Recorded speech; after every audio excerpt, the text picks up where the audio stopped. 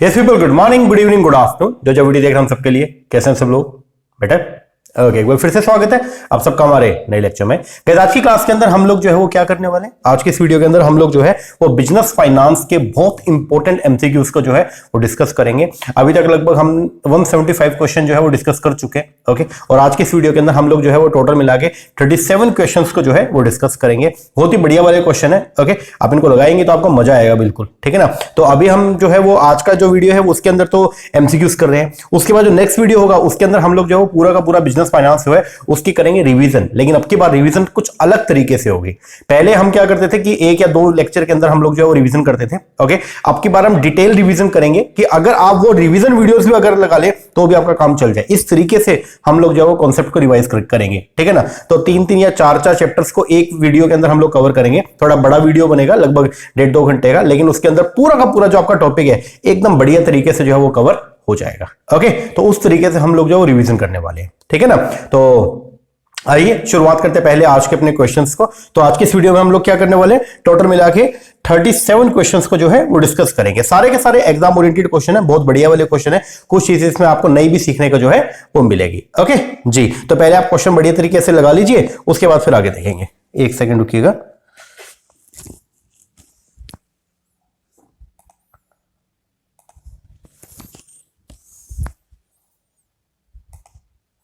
चलिए शुरुआत करते हैं। सबसे पहला क्वेश्चन आज का जो हमारे सामने आ रहा है वो है कौन सा, बोलता है compute the after tax cost of capital. आपको क्या निकालना है, after tax cost of capital निकालनी है of a company in case of perpetual bond की। तो बॉन्ड की जो कॉस्ट होती है उसको किससे, के डी से हम लोग जो वो क्या करते हैं, डिनोट करते हैं, ठीक है। फेस वैल्यू जो है बॉन्ड की वो थी 100, उसको सोल्ड करा है एज वेल एज रिडीम भी होगा किस पे, पार पे, ठीक है। तो मतलब मैच्योरिटी वैल्यू और नेट प्रोसीड दोनों के दोनों क्या है, 100 है। जिसका कूपन रेट ऑफ इंटरेस्ट है वो है कितना, 7% है, और कूपन कॉर्पोरेट टैक्स रेट कितना है, 30%। तो अगर मान लो आपको कोई परपेचुअल बॉन्ड, पहली बात तो परपेचुअल बॉन्ड क्या होता है, परपेचुअल होता है इररिडीमेबल। परपेचुअल का मतलब जो पूरी लाइफ टाइम के लिए, इसको बोलते हैं रिडीमेबल बॉन्ड, ठीक है। तो इरिडीमेबल बॉन्ड की जो कॉस्ट होती है वो कैसे निकालते हैं, तो यहां पे हम लोग करते हैं KD is equal to interest into 1 minus tax upon net proceed into में 100। तो यहां पे जो इंटरेस्ट है वो कितना है, कूपन रेट जो है वो आपका कितना है, वो आपका 7%। तो इंटरेस्ट हो गया कितना, 7 रुपए, इनटू 1 माइनस टैक्स, टैक्स का रेट कितना है, 30%। ओके, तो 0.30 आ गया, अपॉन में नेट प्रोसीड कितनी है, 100। आपने कितने में इशू किया, 100 रुपए वाला 100 में ही इशू किया, इनटू में परसेंटेज के लिए क्या 100 आएगा। इसको सोल्व करेंगे तो आंसर आएगा 4.9%। तो सेकेंड। ओके जी सर, चलो आगे next question. Which one of the following theory of capital structure discuss the arbitrage process. इनमें से कौन सा, कैपिटल स्ट्रक्चर की कई सारी थ्योरी हमने पढ़ा। कैपिटल स्ट्रक्चर के अंदर एक होती है एनआई अप्रोच, एक है एनओआई अप्रोच, एक है इसके अंदर ट्रेडिशनल अप्रोच, एक है इसके अंदर मोदी-गिलानी मिलर अप्रोच, एक और होती है जिसको बोलते हैं स्टैटिक थ्योरी, ठीक है। तो इतनी सारी थ्योरी हम लोगों ने जो है वो क्या करी है, पढ़ी है। तो बोलते हैं इनमें से कौन सी, which theory of the capital structure जो आर्बिट्रेज प्रोसेस को डिस्कस करती है, तो वो है कौन सा आपका एमएम। कौन सा, MM, Modigliani and Miller approach. चलिए आगे बढ़ते हैं। Which of the following are the assumption of Gordon dividend capitalisation model. देखो डिविडेंड कैपिटलाइजेशन मॉडल जो डिविडेंड अप्रोच की बात करें या डिविडेंड पॉलिसी की बात अगर हम करते हैं, तो डिविडेंड पॉलिसी के कुछ अप्रोचेस हमारे पास में। एक थी अपनी कौन सी, रेलिवेंट अप्रोच, और एक थी कौन सी, इररेलेवेंट अप्रोच। रेलिवेंट अप्रोच के अंदर आपके दो आएंगी, एक आएगा आपका गॉर्डन मॉडल और एक आएगा कौन सा, वोल्टर मॉडल। और इररेलेवेंट अप्रोच के अंदर आपके दो आएंगी, एक है आपका कौन सा रेसिड्यूल थ्योरी, और एक है कौन सा, एमएम। ओके, तो बोलता है इनमें से कौन सी असम्पशन है किसका, गॉर्डन का। तो जो आपकी रेलिवेंट अप्रोच है उसके अंदर है आपका गॉर्डन मॉडल, जिसको bird in the hand view भी बोलते हैं। ओके, तो इसकी कुछ असम्पशन यहां पे आपको दे रखी है। असम्पशन जो है वो क्या क्या है, वो है जी सबसे पहला नो टैक्सेस, बिल्कुल सही बात है। जो आपका जो गॉर्डन मॉडल है जिसको डिविडेंड कैपिटलाइजेशन मॉडल बोलते हैं, तो इसकी एक असम्पशन जो है वो है आपका क्या, नो टैक्सेस। दूसरा, cost of capital is less than growth rate, मतलब केई जो है वो जी से कम होता है, नहीं, केई इज ग्रेटर देन जी होता है। तो ये तो गलत हो गया। आगे, नो इंटरनल फाइनेंसिंग, बोलते हैं इंटरनल फाइनेंसिंग नहीं होगा, जबकि हम क्या मानते हैं 100% क्या होगा, इंटरनल फाइनेंसिंग होगा, हम बाहर से कोई भी पैसा नहीं लेंगे। तो ये भी गलत हो गया। कांस्टेंट रिटेंशन, मतलब जो बी रहेगा वो क्या रहेगा, कांस्टेंट रहेगा। रिटेंशन रेशियो जो है वो क्या रहेगा, कांस्टेंट। ये बात एकदम क्या करेक्ट है। कांस्टेंट कॉस्ट ऑफ कैपिटल, जो कॉस्ट ऑफ कैपिटल है वो भी क्या रहेगा, कांस्टेंट रहेगा। ये भी क्या सही है। तो आंसर जो बनेगा वो क्या बनेगा, ए डी एंड ई, बोले तो फोर्थ। आगे बढ़ते हैं नेक्स्ट क्वेश्चन, मैचिंग करना आपको यहाँ पे कॉन्सेप्ट दे रखे, उनका मीनिंग है, आपको जो है वो मैचिंग करना। सबसे पहला सिस्टमेटिक रिस्क। देखो सिस्टमेटिक रिस्क क्या होता है, जो सिस्टम की वजह से होता है, जो जिसको आप मिटिगेट नहीं कर सकते। तो सिस्टमेटिक रिस्क जो है इसका यहाँ पे मीनिंग जो है वो बता रखा है। तो वो क्या है आपका, increase in corporate tax rate. अगर मान लो गवर्नमेंट रेट को बढ़ा दे, गवर्नमेंट जो है वो टैक्स रेट को बढ़ा दे, तो क्या आप कुछ कर सकते हो क्या? नहीं। इसको बोलते हैं बेसिकली हम लोग क्या, सिस्टमेटिक रिस्क। ठीक है, तो सिस्टमेटिक रिस्क का मतलब तो हो गया increase in corporate tax rate. Beta का मतलब जो है वो क्या होता है, तो बीटा बेसिकली सेंसिटिविटी कोफिशिएंट होता है। बीटा ये बताएगा कि अगर मार्केट रिटर्न में कोई इंपैक्ट आता है, मतलब मार्केट के बढ़ने या मार्केट के कम होने का सिक्योरिटी की रिटर्न के ऊपर जो इंपैक्ट पड़ता है ना, उसको बोलते हैं हम लोग क्या, बीटा। क्या बोलते हैं, बीटा। दूसरा रिस्क रेट जो है वो क्या, रिस्क रेट आपको मिलता है किसके लिए, it is a compensation for the time. तो बेसिकली मान लो अगर मैंने 1 साल के लिए कोई अपना पैसा जो है वो बैंक के अंदर डिपॉजिट कर दिया और बैंक मेरे को उस पर 6% जो है ब्याज दे रहा है, तो बैंक के अंदर वो पैसा डिपॉजिट है तो वो बेसिकली रिस्क फ्री है, लेकिन बैंक फिर भी मेरे को 6% ब्याज दे रहा है। तो ये 6% बैंक मुझे ब्याज क्यों दे रहा है, ये है कंपनसेशन किसके लिए, टाइम। क्योंकि मैंने अपना पैसा 1 साल के लिए बैंक के अंदर डिपॉजिट कर दिया, तो बैंक उस पैसे को 1 साल के लिए यूज करेगा, तो उसी के लिए बैंक मेरे को कंपनसेट कर रहा है किससे, 6% रेट से। ओके, और जो अनसिस्टमेटिक है वो है आपका fourth, computer entry into the market. तो फोर्थ का जो आंसर बनेगा वो क्या बनेगा आपका, 4। आगे बढ़े, for the purpose of taking capital budgeting, ध्यान देना, for the purpose of taking capital budgeting decision in respect of a company in India, okay, following are taken into consideration in computing cash flow in the terminal year of the project. पहली बार terminal year का मतलब क्या था, जो आपका project अगर मान लो 5 साल का है, तो जो 5वां साल है ना, लास्ट ईयर, उसको बोलते हैं हम लोग क्या, टर्मिनल ईयर। जिस साल आपका प्रोजेक्ट जो है वो क्या हो जाएगा, कंप्लीट हो जाएगा। ओके, तो बोलते हैं for the purpose of taking working capital budgeting decision, तो आपको ये बताना है कि जो लास्ट ईयर होगा उस साल कौन कौन से कैश फ्लोज होंगे, ठीक है, जिनको आप कंसीडर करोगे। तो सबसे पहले नंबर पे जो है वो आया आपका tax loss on the short term capital gain. अगर जो है शॉर्ट टर्म कैपिटल गेन होगा तो उससे जो है वो क्या होगा, टैक्स का लॉस होगा, मतलब टैक्स आपका ज्यादा जाएगा। बिल्कुल सही बात है, ठीक है। मतलब कल को जब आपका एसेट को आप क्या करोगे, बेचोगे, और एसेट बेचने पर अगर कोई गेन आ गया तो उस गेन के ऊपर क्या टैक्स देना पड़ेगा, यस। दूसरा, tax loss on the short term capital loss, नहीं, शॉर्ट टर्म कैपिटल लॉस पे टैक्स का, बल्कि क्या होगा, लॉस नहीं होगा, टैक्स का गेन होता। क्यों, क्योंकि अगर लॉस होता तो लॉस की वजह से मेरी इनकम कम होती, और इनकम कम होती तो टैक्स भी कम लगता, ठीक है। तो यहां पे टैक्स लॉस लिख रखा है, टैक्स गेन होना चाहिए, तो ये गलत हो गया। दूसरा, रिलीज होता नेटवर्किंग कैपिटल, जो आपकी नेटवर्किंग कैपिटल जो आपका प्रोजेक्ट के अंदर लगी हुई थी, अब जब प्रोजेक्ट ओवर हो गया तो क्या वो भी आपका रिलीज हो जाएगा, यस। टैक्स सेविंग होता शॉर्ट टर्म कैपिटल लॉस, अगर शॉर्ट टर्म कैपिटल लॉस होगा तो उससे टैक्स की बचत होगी। बिल्कुल सही बात है, ये एकदम क्या है, करेक्ट है। क्यों, क्योंकि अगर लॉस होगा तो लॉस होने की वजह से हमारी इनकम कम हो जाएगी, इनकम कम तो टैक्स भी कम लगेगा, ठीक है, और जिससे टैक्स सेविंग होगा। फिर टैक्स सेविंग होता शॉर्ट टर्म कैपिटल गेन, नहीं, ये भी क्या, गलत है। तो आंसर जो बनेगा वो क्या बनेगा, ए, सी एंड डी, बोले तो फर्स्ट। ओके जी सर, चलो आगे बढ़ते हैं। नेक्स्ट, यहां पे आपको कॉन्सेप्ट दे रखा है और मीनिंग है, आपको मैचिंग करना है। सबसे पहला पीआई, प्रॉफिटेबिलिटी इंडेक्स की अगर बात करें तो पीआई क्या, इट इज ए रेशियो होता है किसका, present value of cash inflow upon present value of cash outflow. तो ए का तो हो गया 4। एआरआर जो है वो क्या, it is a rate that is computed by dividing the average profit after tax with the average investment, तो ये हो गया आपका 3rd। फिर आईआरआर, आईआरआर की अगर हम बात करते हैं तो आईआरआर वो रेट है जो इक्वेट करता है इन्वेस्टमेंट आउटले को with the present value of the cash inflow received after 1 period, तो ये हो गया फर्स्ट। और जो एमआईआरआर है, modified internal rate of return, ये क्या, it is a compounded average annual rate that is calculated with the reinvestment rate different than the project IRR. तो इसका जो आंसर बनेगा वो क्या बनेगा जी, आपका फर्स्ट। चलिए आगे, next question, the price of the company share is 80, company का शेयर का प्राइस दे रखा है P0 दे रखा है कितना, 80 रुपए। Value of the growth opportunity कितना दे रखा है, 20 रुपए, ठीक है। अगर ग्रोथ होगा, ठीक है, तो ग्रोथ की वजह से जो है वो 20 रुपए का आपको बेनिफिट होगा, ठीक है। If the company capitalisation rate जो है वो कितना 15% है, तो how much is the EPS, तो आपको अर्निंग पर शेयर बताना है, ठीक है। आपको क्या बताना है, earning per share. Earning per share जो है अगर आपको बताना हो तो आप कैसे इसको निकालोगे। अब ये थोड़ा सा टेक्निकल क्वेश्चन, ध्यान से समझना। देखो, आपको दे रखा है P0, आपको दे रखा है कैपिटलाइजेशन रेट, बोल तो KE दे रखा है आपको कितना 15%, ओके। और value of the growth opportunity दे रखी है कितना 80। तो अगर ग्रोथ अपॉर्चुनिटी के साथ जो है, मतलब आपका जो मार्केट प्राइस आज की डेट में वो कितना है, 80 रुपए है, और ग्रोथ अपॉर्चुनिटी जो है वो कितनी है 20 रुपए, मतलब ग्रोथ की वजह से जो बेनिफिट है वो कितना है 20 का। तो विदाउट ग्रोथ जो है आपका मार्केट प्राइस क्या रहेगा, ठीक है। तो प्राइस विदाउट ग्रोथ जो है वो क्या होगा, 80 माइनस 20 तो कितना आएगा 60। The formula to find EPS, आप ईपीएस को अगर आपको निकालना है विदाउट ग्रोथ, तो उसका फॉर्मूला जो है वो क्या रहेगा, प्राइस ले लो विदाउट ग्रोथ इनटू में कैपिटलाइजेशन रेट। तो प्राइस विदाउट ग्रोथ जो है वो कितना 60, हम कितना कमाते 60 रुपए, और 60 रुपए पे जो हमारा कैपिटलाइजेशन रेट है, कॉस्ट इक्विटी वो कितनी है 15% है, 60 पे जो है वो कितनी 15%, तो हमारा जो ईपीएस होगा वो कितना होगा 9 रुपए। कितना होगा 9। दोबारा से देख लो एक बार, इस तरीके का क्वेश्चन दोबारा आ गया तो ध्यान रखना। देखो प्राइस दे रखा है कंपनी के शेयर का आज की रेट में वो कितना है 80 रुपए। ग्रोथ अपॉर्चुनिटी की जो वैल्यू देखिए वो है कितना 20 रुपए। तो विदाउट ग्रोथ जो आपका शेयर का प्राइस होगा वो कितना होगा 60 रुपए। उस 60 रुपए पे इक्विटी शेयर होल्डर वाले क्या उम्मीद कर रहे हैं, मतलब कंपनी का जो शेयर है अगर आप 60 रुपए का मिल रहा है तो इक्विटी वालों का जो कैपिटलाइजेशन रेट है, इक्विटी वालों की जो मतलब वो जो डिमांड कर रहे हैं, ठीक है, तो वो है कितना 15%। इक्विटी वाला सोचा कि मेरे को 15% मिल जाए। शेयर आज मिल रहा है 60 रुपए का, ध्यान देना, शेयर कितने का मिल रहा है 60 रुपए का, और उसके ऊपर इक्विटी वाला सोच रहा है कि मेरे को 15% मिल जाए। तो इक्विटी वाला कितनी अर्निंग चाह रहा है, तो इक्विटी वाला इसका 15% बोले तो कितना 9 रुपए अर्निंग चाह रहा है। तो आंसर जो बनेगा वो क्या बनेगा 9। ओके जी,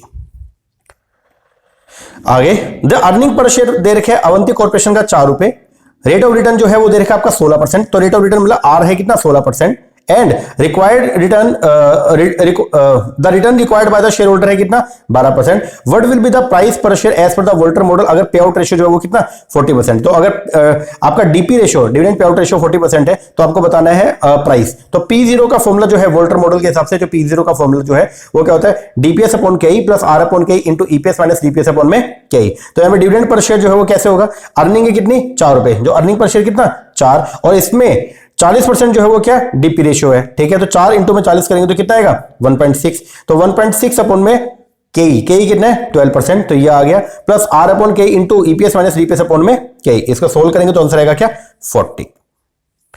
चलिए आगे बढ़ते हैं। Which of the following theory of capital structure, इनमें से कौन सी थ्योरी कैपिटल स्ट्रक्चर का वो आर्टिकुलेट करती है that a firm borrow up to the point, मतलब फर्म उतना जो है वो क्या करेगी बोरो करेगी जहां पे टैक्स बेनिफिट जो उसको मिल रहा है एक्स्ट्रा डेट से वो इक्वल होगा, मतलब जो टैक्स बेनिफिट है वो इक्वल होगा किसके to the cost that comes from the increase probability of the financial distress, ठीक है। तो इक्वल होगा किसके कॉस्ट के। फर्म कहां तक जो है वो क्या करेगी, मतलब डिग्री ऑफ फाइनेंशियल लीवरेज आप कितना लोगे तो आप उतना लोगे, मतलब वहां तक आप जो है वो डेट उठा सकते हो जहां पे डेट से मिलने वाला फायदा और फाइनेंशियल डिस्ट्रेस की जो कॉस्ट है वो आपकी क्या हो बराबर। तो ये थ्योरी है आपका कौन सा स्टैटिक। बाकी आपके रिवीजन करेंगे जब कैपिटल स्ट्रक्चर का तो वहां पे इसको बढ़िया तरीके से हम कर भी लेंगे। तो इसका जो है वो क्या है ये स्टैटिक थ्योरी। तो स्टैटिक थ्योरी जो है वो बोलती है कि कैपिटल स्ट्रक्चर आर्टिकुलेट करेगा कि फर्म बोरो करेगी कहां तक, उस पॉइंट तक जहां पे टैक्स बेनिफिट जो है ना from extra debt is exactly equal to the cost that comes from the increased probability of the financial distress।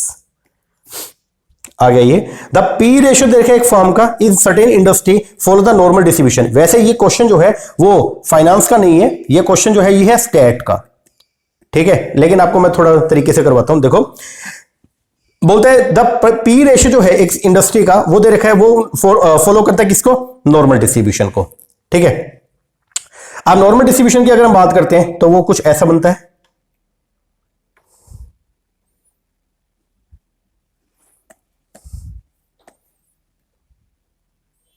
ये आपका नॉर्मल डिस्ट्रीब्यूशन होगा। इसका 50% एरिया यहां होगा, 50% एरिया जो है वो यहां होगा, ओके।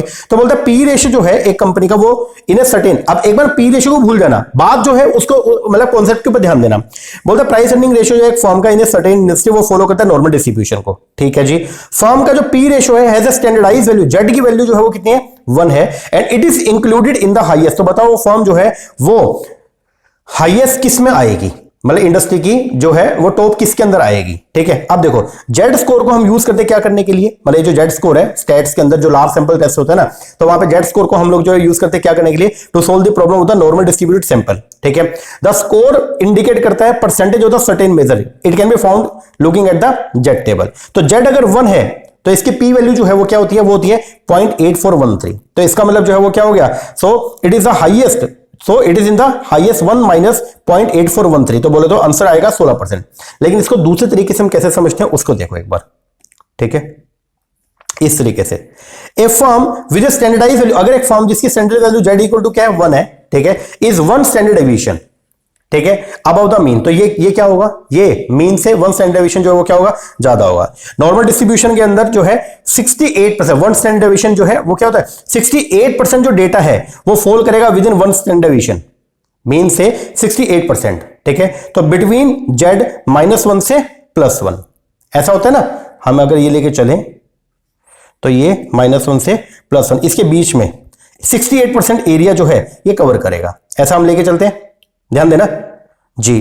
तो क्या बोलता है, अगर 68% के एरिया जो है वो कवर होगा तो इसका मतलब कितना एरिया रह जाएगा, 32%।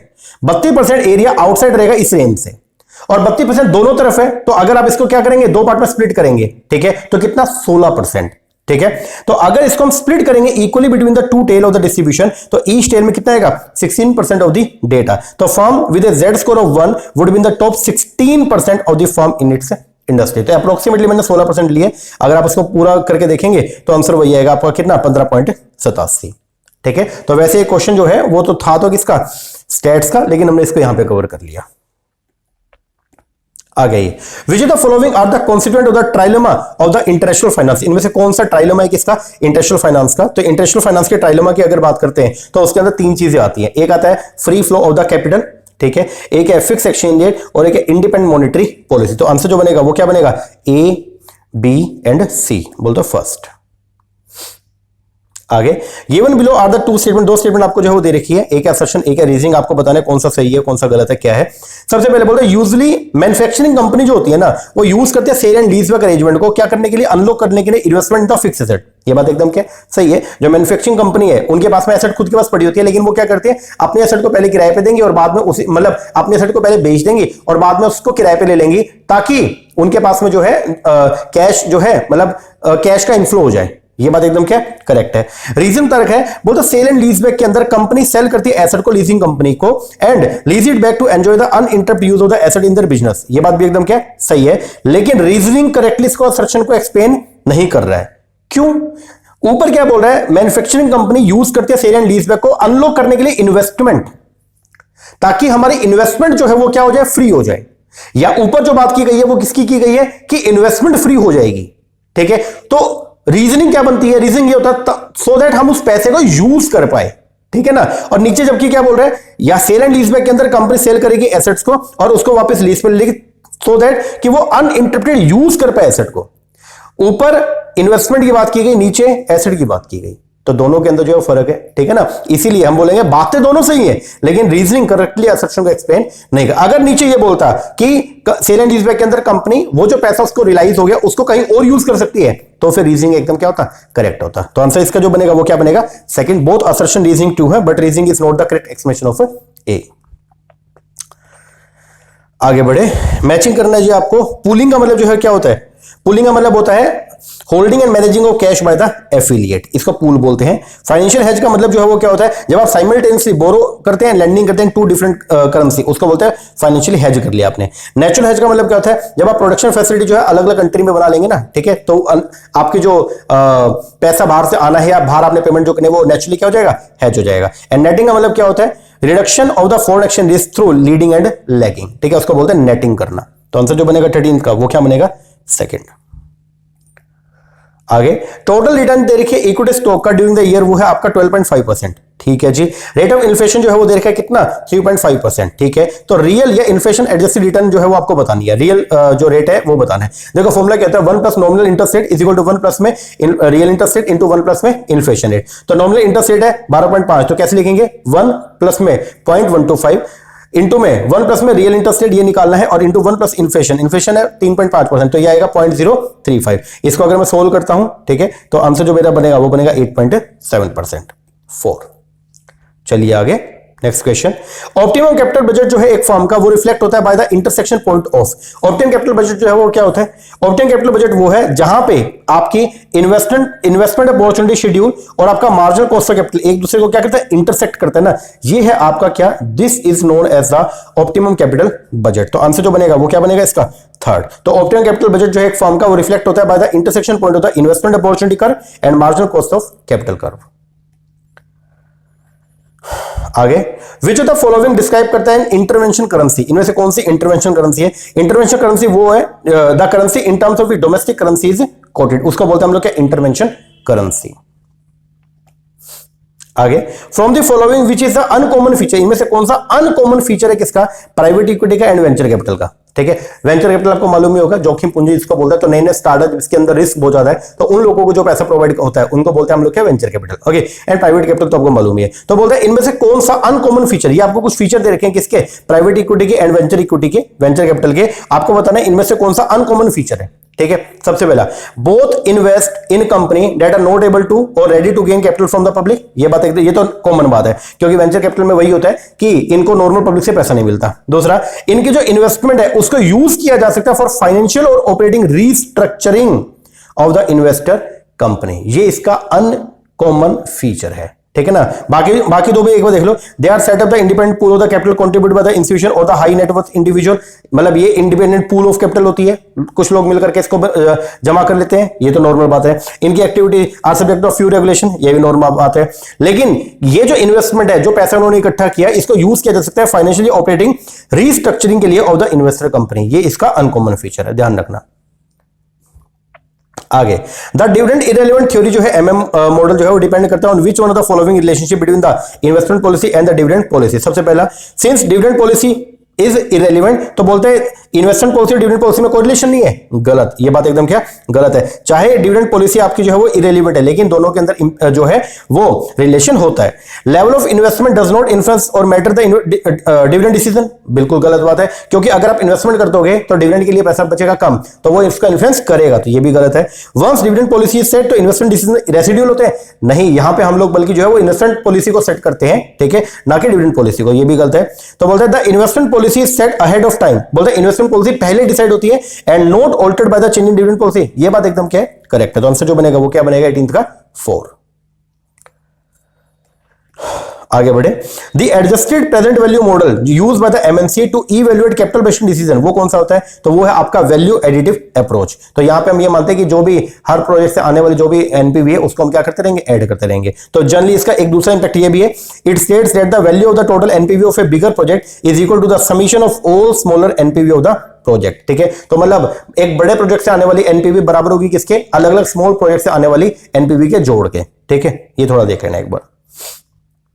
आगे, Which of the following is likely to increase the value of the current country currency? Other factor remain the same. तो बोलते हैं इनमें से कौन से फैक्टर है जिसकी वजह से कंट्री की करेंसी जो है ना, मतलब हमारा जो कंट्री की करेंसी क्या रुपी, उसकी वैल्यू क्या हो जाएगी, बढ़ जाएगी। ठीक है, तो सबसे पहला हायर रियल इंटरेस्ट रेट, अगर हमारी कंट्री अगर रियल इंटरेस्ट रेट जो है वो हायर होगा तो फिर क्या होगा, रुपीस का वैल्यू भी क्या होगा, बढ़ेगा। हायर नॉमिनल इंटरेस्ट रेट, अगर नॉमिनल इंटरेस्ट रेट ज्यादा होगा तो वैल्यू हमारी कम होगी, ये गलत। लो इन्फ्लेशन, अगर इन्फ्लेशन रेट हमारे यहां पे कम रहेगा तो हमारी वैल्यू बढ़ेगा, ये बिल्कुल सही है, क्योंकि इंटरेस्ट रेट बढ़ता है या इन्फ्लेशन रेट अगर बढ़ता है तो उससे वैल्यू कम होती है, मतलब करेंसी की वैल्यू कम होती है। ठीक है ना, हाई इन्फ्लेशन की वजह से भी जो है वो क्या होगा, हमारी करेंसी की वैल्यू जो है वो क्या होगी, कम होगी। ठीक है, and large current account deficit, तो भी हमारी करेंसी की वैल्यू क्या होगी, कम होगी। तो आंसर जो बनेगा वो बनेगा ए एंड सी, बोलते सेकंड।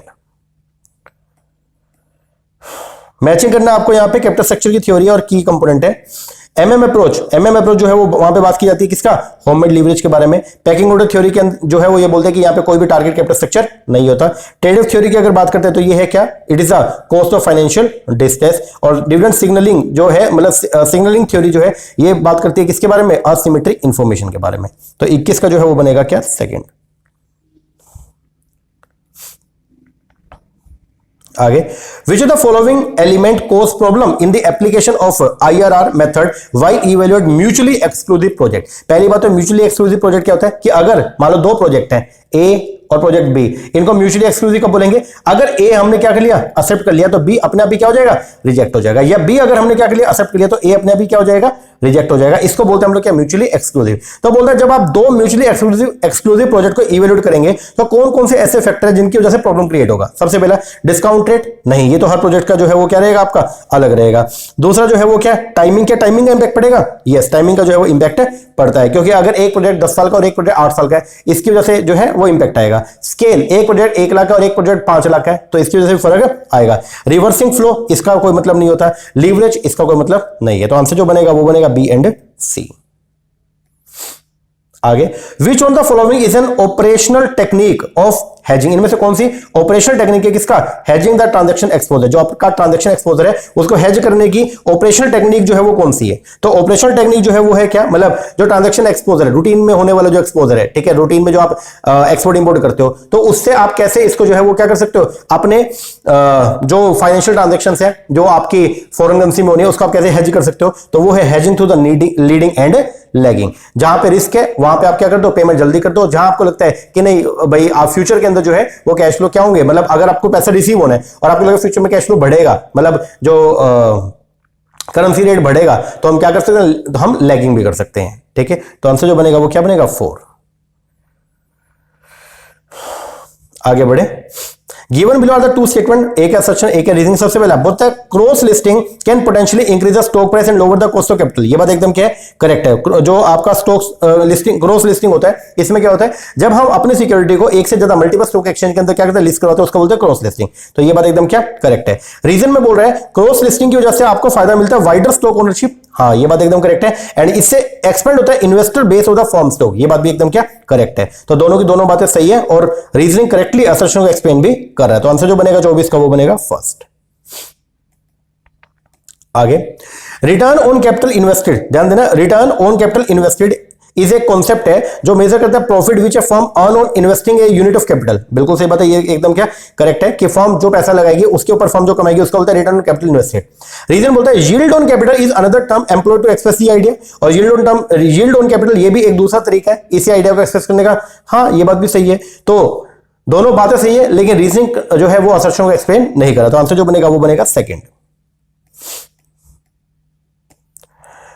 आइए, बोलता है करंट मार्केट प्राइस है कंपनी का दे रखा है 90 रुपए। एक्सपेक्टेड डिविडेंड जो है वो दे रखा है, मतलब D1 दे रखा है आपको 4.5। अगर dividend are expected to grow at a constant rate of 8%, the share holder required rate of return जो है वो क्या होगा? तो यहां पे P0 का formula as per the Gordon model, जो P0 का फॉर्मूला है वो है D1 upon KE minus G। तो यहां पे P0 दे रखा है कितना? 90, D1 है 4.5, KE निकालना है और जो ग्रोथ रेट है वो है 8%। इसको सोल्व करेंगे, आंसर आएगा 13%। Value additive principle imply in which one of the following method. तो वैल्यू एडिटिव प्रिंसिपल कहां पे लगता है? एनपीवी के अंदर। वो क्या बोलता है कि अलग अलग प्रोजेक्ट से आने वाली एनपीवी जो है वो क्या एडिटिव होती है, उसको हम ऐड कर सकते हैं। रिस्क रेट जो है वो आपका 6%, मार्केट रिस्क प्रीमियम जो है वो 9% है, बीटा जो है वो है 1.54। Then what is the cost of equity? तो कॉस्ट ऑफ इक्विटी का formula as per the CAPM model, capital asset pricing model जो है, KE का फॉर्मूला जो है क्या होता है? KE is equal to risk free plus में बीटा इंटू RM माइनस में RF। तो रिस्क फ्री है आपका कितना? 6%, बीटा है 1.54 और RM माइनस में RF जो है मतलब मार्केट रिस्क प्रीमियम कितना? 9% है। तो इसको सोल्व करेंगे, आंसर आएगा 20%। आगे, one of the assumption of Black and Scholes model की जो एक अजम्पशन है वो क्या है? वो है जी कि यहां पे जो लोग है वो नॉर्मली क्या होता है? डिस्ट्रीब्यूट होता है। थर्ड लर्न कर लेना इसको। If invoice discounting is not, अगर आपने जो इनवॉइस किया, ठीक है, जो आपका बिल है वो डिस्काउंटिंग अगर is not confidential in nature, the customer और the client are advise to make payment direct to the factor. और कस्टमर को जो है वो एडवाइस किया गया कि आप पेमेंट करेंगे डायरेक्टली किसको? फैक्टर को। तो ये जो फैसिलिटी है जब ऑफर की जाएगी विद, और ये फैसिलिटी विद नॉन रिकोर्स अगर क्या किया गया? ऑफर किया गया, तो इसको हम क्या बोलते हैं? नॉन रिकोर्स मतलब कि अगर बैड डेट हो गया तो फैक्टर जो है वो रिकवरी नहीं कर सकता। तो ये क्या है? It is known as agency factoring, जिसके अंदर फैक्टर जो है वो क्या करेगा? डेटर्स को बाय कर लेता है। तो ये क्या हो जाएगा? Agency factoring. आगे, which of the following factor determine the requirement of the working capital of the firm. इनमें से कौन से फैक्टर जो है वो डिटरमाइन करते हैं, जिनको हम कंसीडर करते हैं वर्किंग कैपिटल रिक्वायरमेंट को डिटरमाइन करने के लिए? सबसे पहला नेचर ऑफ द बिजनेस, क्या इसको हम कंसीडर करके चलते हैं क्या? यस। उसके बाद आपका टेक्नोलॉजी एंड मैन्युफैक्चरिंग पॉलिसी, क्या ये भी कंसीडर करते हैं? यस। मैनेजमेंट स्किल, इसको देखते हैं? नहीं सर, स्किल को नहीं देखते। क्रेडिट पॉलिसी को कंसीडर करते हैं? Yes. Market demand condition consider करते हैं? यस। तो आंसर जो बनेगा वो क्या? A, B, D and E। A, B, D बोलते सेकंड। आगे मैचिंग करना है। फाइनेंशियल लीज जो है वो क्या? फाइनेंशियल लीज की अगर हम बात करते हैं तो फाइनेंशियल लीज जो है वो यहां पे लेसर जो है वो क्या करता है? सब्सटेंशियली ट्रांसफर करता है substantially all the risk and reward incidental to the ownership of the asset to the lessee. ये फिर ऑपरेटिंग लीज के अंदर जो है वो क्या होता है? यहां पे लेसर जो है वो क्या करेगा? शॉर्ट टर्म के लिए अपनी एसेट जो है वो ट्रांसफर करेगा। तो lessor does not transfer all the risk and reward incidental to the ownership of the asset. फिर सेल एंड लीज बैक में क्या होगा? यहां पे लेसी जो है वो सेल करेगा एसेट को for the cash to the prospective lessor, और फिर उसी एसेट को दोबारा क्या कर लेगा? लीज बैक कर लेगा। और डायरेक्ट लीज के अंदर क्या? यहां पे lessee and the owner of the equipment are two different entity. तो आंसर जो बनेगा वो क्या बनेगा इसका? फर्स्ट। आगे, arrange the following step involve in the capital budgeting. Capital budgeting में हम सबसे पहले नंबर पे जो क्या करेंगे, आइडेंटिफाई करते हैं इन्वेस्टमेंट प्रपोजल को, यस। फिर जो प्रपोजल है उनको हम स्क्रीनिंग करते हैं, यस। फिर उसके बाद में जो सबसे बेस्ट है मतलब उनका स्क्रीनिंग करके उनको इवेल्युएट करते हैं, यस। इवेल्युएशन के बेस पर जो सबसे बेस्ट है उसको हम क्या सिलेक्ट करके और फिर उसको इंप्लीमेंट कर देंगे, और फिर टाइम टू टाइम पे परफॉर्मेंस रिव्यू। तो आंसर जो बनेगा CABED, बोल दो थर्ड।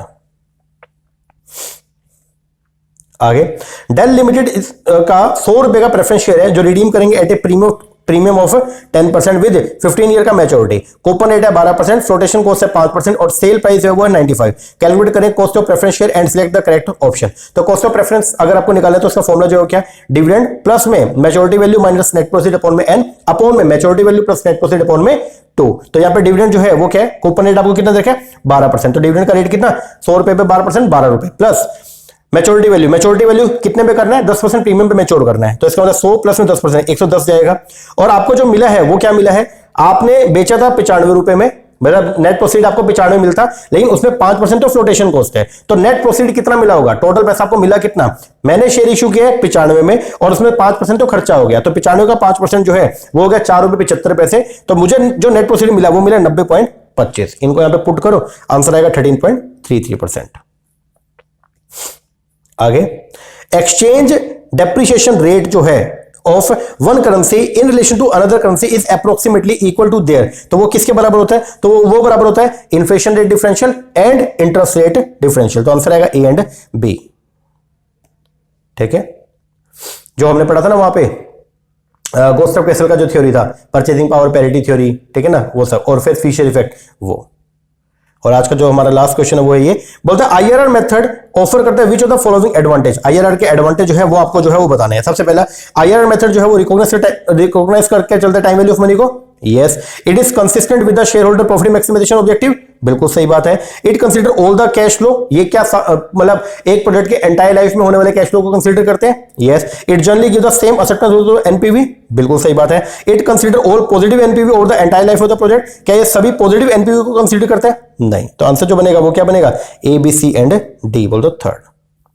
ओके जी सर, लो ये आज के हमने जो है वो 37 क्वेश्चन को जो है वो हमने डिस्कस किया, एक बार आप देख लेना, ठीक है।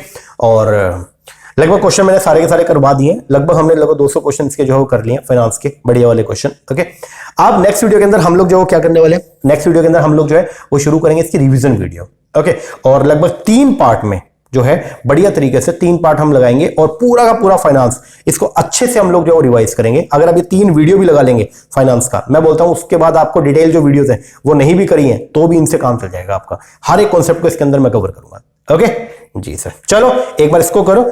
लेक्चर कैसा लगा, क्वेश्चन कैसे लगे, कमेंट करके जरूर बताना। अच्छे लगे अच्छा कमेंट कीजिएगा, कोई कमी लगी है वो भी बताना। बाकी हम लोगों ने जो है वो HPSC असिस्टेंट प्रोफेसर का बैच भी जो शुरू कर रखा है, अगर आप उसको बाय करना चाहते हैं नीचे नंबर है, इसे कॉल करके या व्हाट्सएप करके आप लोग कोर्सेज का इंक्वायरी कर सकते हैं। ओके जी सर, चलो एक बार के लिए करो, बाकी मिलते हैं नेक्स्ट वीडियो में, तब तक थैंक यू वेरी मच।